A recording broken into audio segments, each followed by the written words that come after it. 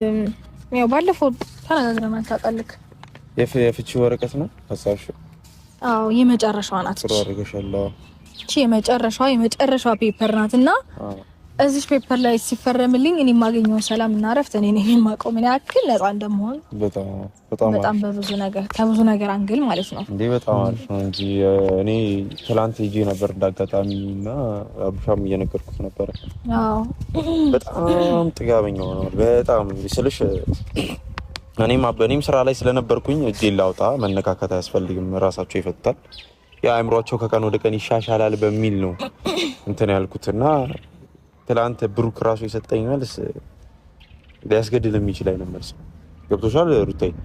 ይሄ ደግሞ ጭራሽ እኔ ምንተው ነገር አይመስለኝም አቡሻ አይደለም ጭራሽ የሚተው ነገር የለም። ይኸውልሽ ለነሱ ማስጠንቀቂያቸዋለሁ።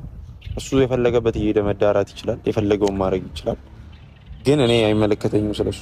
ያንቺ ህይወት በዚህ እንትን በለሻሸት ያለበት አይመስለኝም። እነሱ ከጓደኞቹ ጭምር እዛ የትም ይልከሰከሳሉና የኛ ቤተሰብ ስም በየቦታው መጥፋት የለበትም አይደለም፣ በየሚዲያው መጥፋት የለበትም። በየቤተሰቦቻችን ዘመዶችና ምናምን ማንም የሚያየው ነገር ነው አይደለም። ይሄ ነገር ደግሞ ሳስበው በጣም የሚያጸይፍ ነገር ነው። በጣም ትላንት በጣም ዝቼበት ነው እንትን ያልኩት። ያን ነገር ደግሞ ሳልተከብረው እንደማልመጣ ታውቂያለሽ። ስራዬን አሁን ይኸውልሽ ሩታይ ስራዬን ትቼ ነው የመጣሁት አይደለም። ከሐረር ድረስ እዚህ ድረስ የመጣሁት ስራዬን ትቼ ነው አይደለም አቡሽ። ብዙ ነገር ለማስተካከል ነው የመጣሁት አይደለም። ምንም አልፈልግም። እጄ አገኘዋለሁ። አዎ ድጋሚ ሜዲ አይቀርም። አቤልንም አገኘዋለሁ።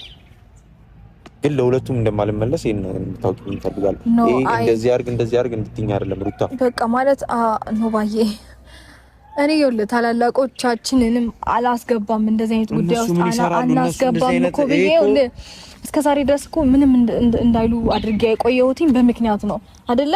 ይሄ ነገር እንዳይፈጠር በማሰብ ነው አይደለ? አይ ኖ ባዬ።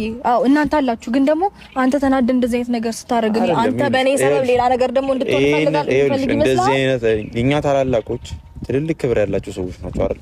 እንደዚህ አይነት ኬዝ እንዲገባ እየተበላሸ ይሄንን ራሱ በመስማታቸው በጣም ነው የሚደብረኝ። በነገርሽ ላይ ጭራሽ እንደዚህ አይነት ነገር እነሱ ላይፋቸውን እየኖሩ ያሉ ሰዎች ናቸው። ስራቸውንም እየሰሩ ቤተሰቦቻቸውን ማስተዳደር የያዙ ሰዎች ናቸው አይደል? እኛ ያለን ምን ይሰራሉ እነሱ? እኔ ላንቺ መሆን አቅቶኝ ነው እነሱ ታስገቢ በቃ አለ። እኔም እሱን ስለማልፈልገው ነው እስከዛሬ ድረስ ማንንም ወደ እንደዚህ አይነት